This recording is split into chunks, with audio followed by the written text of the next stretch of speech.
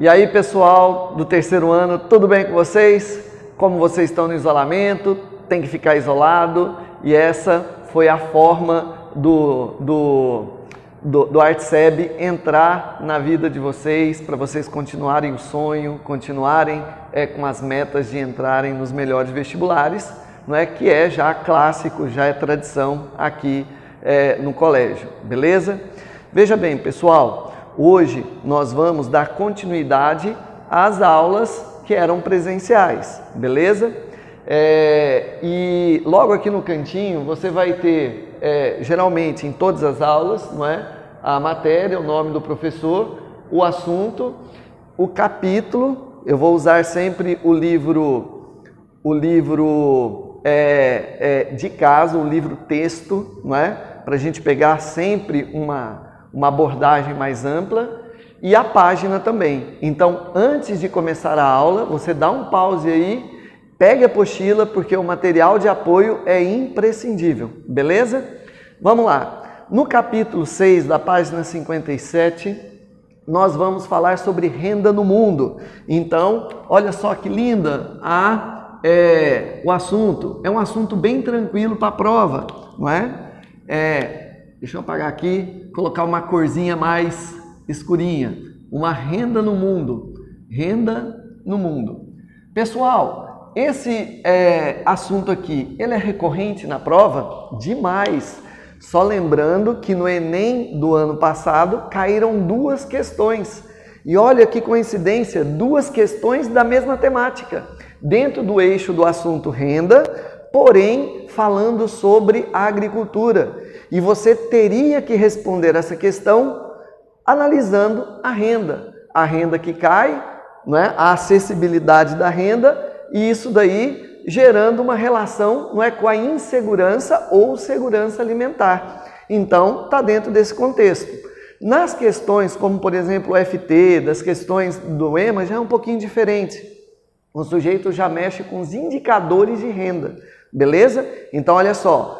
No Enem, além dos indicadores de renda, não é? Geralmente a fonte é o IBGE, você tem o quê? Você tem também questões que mexem com a dinâmica econômica e o acesso à renda. Tranquilo? Beleza? Um exemplo, estamos em uma crise devido à pandemia. Vai gerar desemprego. Será que a renda do sujeito vai cair? Então, isso é uma análise. Beleza? Então, vamos lá.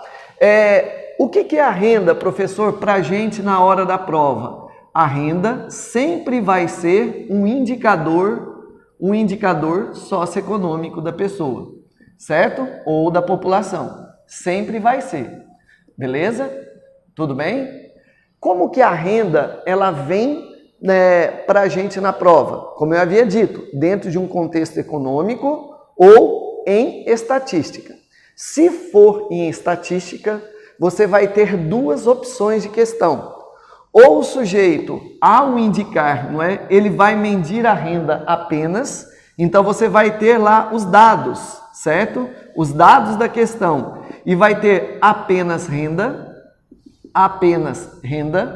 certinho? E geralmente, quando você tem uma questão que o sujeito mostra dados, e esses dados vai mostrar apenas a renda, é certeza que ele vai estar fazendo uma relação entre o PIB do lugar e a sua população absoluta, certo?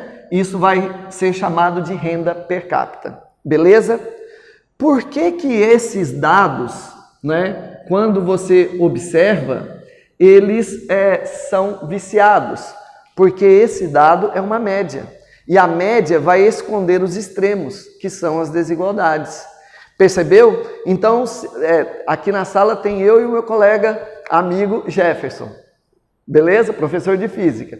Aqui na sala tem R$100 jogado aqui na carteira, né? Deve estar por aqui. Se eu pegar e falar assim, R$100 dividido por 2, que são 2 pessoas que estão aqui para manter o isolamento social, né?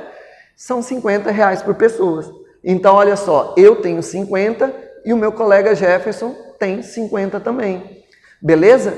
Só que tem um detalhe, isso é a média. Na verdade, o Jefferson tem R$90 e eu tenho 10.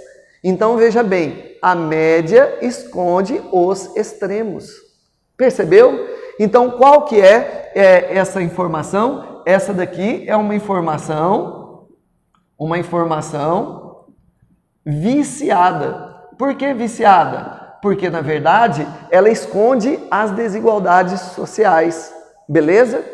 Agora, seria um dado mais fidedigno se você criasse uma informação multidimensional. Então, vamos colocar aqui, chamar isso de renda multidimensional. Beleza? Como que seria isso, professor? Em todos os outros dados estatísticos de indicadores socioeconômicos, você vê renda. Por exemplo, educação boa. Educação boa, será que não seria o Estado investindo na população? Transferência de renda. Saúde boa. Se o cara não tem condição de pagar um plano de saúde privado, será que se o Estado não investir na saúde, não seria uma forma de ajudar na renda? Sim. Então, isso nós vamos chamar de renda multidimensional, em que o sujeito analisa a renda, né, em si, que é a renda per capita, o sujeito analisa o acesso à educação, certinho? E analisa o acesso à saúde, o acesso a saneamento básico, o acesso à informação, o acesso à mídia. Beleza? Viu como é tranquilo? Então, o que você percebe? Que você tem renda em tudo que o Estado faz. Renda em todos os serviços que o governo, o Estado, ele oferece para a população. Beleza? Agora, imagina o seguinte, no caso do Brasil, né? Você tem colégios privados mais estruturados e colégios públicos sucateados. Então, parece que no próprio acesso aos serviços públicos você tem desigualdade. Beleza? Certinho? Isso é clássico na UEMA, viu, gente? A UEMA gosta de mostrar, o Enem também, mas a UEMA é campeã nisso. Quase todo ano em provas abertas, zona fechada, tem isso. Que você pega na segregação urbana, né, do espaço urbano, bairro rico, bairro pobre, bairro de classe média, o sujeito associa os serviços públicos acessíveis a essa população. Tranquilo? Então nós temos aqui o quê? Nós temos aqui duas formas de ver. Lembra que eu disse no começo da aula que você tem duas questões básicas do assunto? Primeira questão, o sujeito mostra dado e você conclui sobre os indicadores. Um deles é a própria renda. Então vamos recapitular aqui. A renda, ela aparece sozinha ou ela aparece, não é, disfarçada de outros indicadores. Beleza? Gente, está lembrado o que é isso daqui que nós já vimos em aula? Parece que é o IDH, né? Sim, o IDH mostra o nível de renda, mas um nível de renda multidimensional. Beleza? Qual é a outra questão que você falou, professor? Bom, além dessas daqui, nós temos que lembrar também daquela em que o sujeito mostra uma situação em contexto. Beleza? Cara, até os professores, eles têm que se adaptar, né? Veja bem, há 2 anos, se você tivesse essa aula comigo, eu falaria da renda dentro do contexto urbano apenas. Só que no vestibular do Enem, do último ano, caíram 2 questões de acesso à renda dentro do campo. Vamos dar uma olhadinha nisso? Vamos dar uma olhadinha nessas 2 situações? Uma situação urbana e fazer a análise da renda, e vamos também falar da situação rural e análise da renda. Certinho? Então vamos lá. Veja bem, pessoal, presta atenção aqui. Se o cara estiver colocando renda dentro de um contexto, ele pode colocar apenas 2 contextos para você. O contexto urbano, olha só, a renda no contexto urbano. Então vamos lá, contexto urbano mais renda, certo? Tudo bem? Vamos lá. Então veja bem, Como que seria uma questão mostrando o contexto urbano mais renda? Gente, é muito fácil. Olha só, se você pega e diz assim, ó, essa área urbana está em processo de modernização,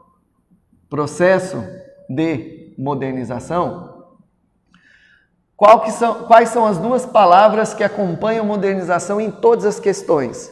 No contexto urbano, industrialização e urbanização, certo? Então veja bem, o processo de modernização geralmente está associado à industrialização de um lugar. Olha que fácil, gente. Olha que simples. Beleza? Industrialização, indústrias sendo abertas, chegando, vai gerar como consequência mais emprego. Eita, veja bem, mais emprego gera renda, professor? Claro, olha só, mais emprego, mais renda. Certinho? Viu que fácil? Viu que tranquilo? Viu que sossegado? Então vamos lá, vamos pegar mais um contexto. Se o processo de modernização gera industrialização, que gera mais emprego, gera mais renda, você poderia pensar assim também, ó, uma crise econômica. Olha, professor, Covid-19, pandemia no mundo, gera uma crise econômica também. Uma crise econômica, certo? Vai gerar retração na economia? Sim, vai gerar uma retração ou estagnação na economia. Beleza, isso pode gerar cortes de investimentos e falências. Olha só que bonitinho. Então isso vai gerar mais desemprego, certo? Gerando mais desemprego vai gerar menos renda, uma queda na renda das pessoas. Beleza? Você viu como que é fácil o sujeito pensar uma questão? Tranquilo?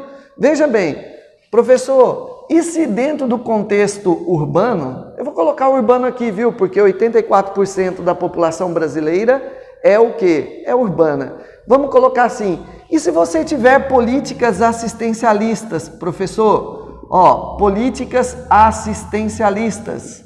O que é uma política assistencialista? É a política que o governo transfere renda. Se transfere renda, olha só que bacana, você tem o quê? Você tem mais renda para a pessoa.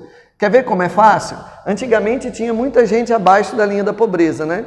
O que é uma pessoa abaixo da linha da pobreza? Aquele que tem, agora por causa do dólar um pouquinho alto, R$5 por dia disponível. Menos que isso é abaixo da linha da pobreza. Se você pega para grande parte da população carente e transfere renda a partir do Bolsa Família, quando você for, e geralmente é proporcional por números de integrantes da família, quando você pega, imagina, você é uma pessoa só, você pega e ganha R$120, vamos colocar R$200 e divide pelos 30, você vai ter um valor acima de R$5. Você sai da linha da pobreza. Viu como é fácil? Viu como é tranquilo? Viu como o governo ele pode te enganar, não é? Mostrando uma renda que não é alta, mas tirando você da linha da pobreza? É muito simples. Beleza? Então, política assistencialista gera mais renda.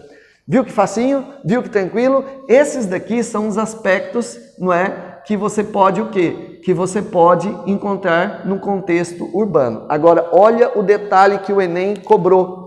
Ele disse o seguinte, olha, quando você tem um processo de modernização, industrialização, e você tem uma renda aumentando por causa da empregabilidade, o que você pode perceber? Que o sujeito vai ter mais condições financeiras para comer melhor.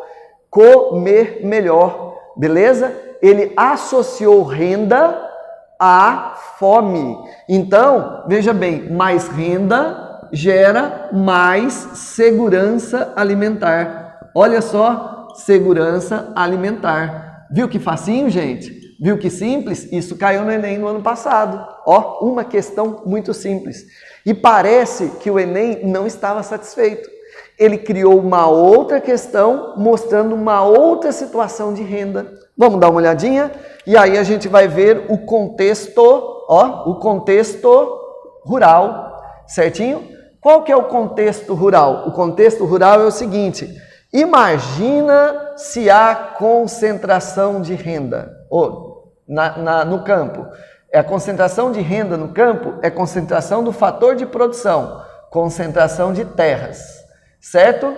Ou seja, se há concentração de terras, independente se a grande propriedade ela é funcional, ela atinge a sua função social de ser produtiva, ou ser improdutiva, um mero latifúndio, se há concentração de terra, olha só, o pobre perde acesso à terra. E aí, geralmente, a população pobre, ela produz para o autoconsumo, subsistência, agricultura familiar. Se o sujeito não tem acesso a isso, a terra, como que ele vai produzir? Beleza? Viu como é facinho? Então você vai ter aqui concentração de terra e insegurança alimentar. Viu que fácil? Viu que simples? Beleza? Insegurança alimentar. Olha que tranquilo. Beleza? Qual que seria a solução aqui, professor? Seria uma reforma agrária. Reforma agrária seria você dar condições de terras, né, de acesso a terras, à população que pratica agricultura familiar. Viu que tranquilo? Viu que fácil? Então, renda no mundo é muito tranquilo. Vamos fechando dizendo o seguinte: foco nessas duas estruturas de questões e treino, treino, treino. Você tem um material excelente aí na sua casa. Use esse material e faça todas as questões para treinar, para você voltar para a sala depois melhor do que saiu. Beleza? Um abraço, até a próxima.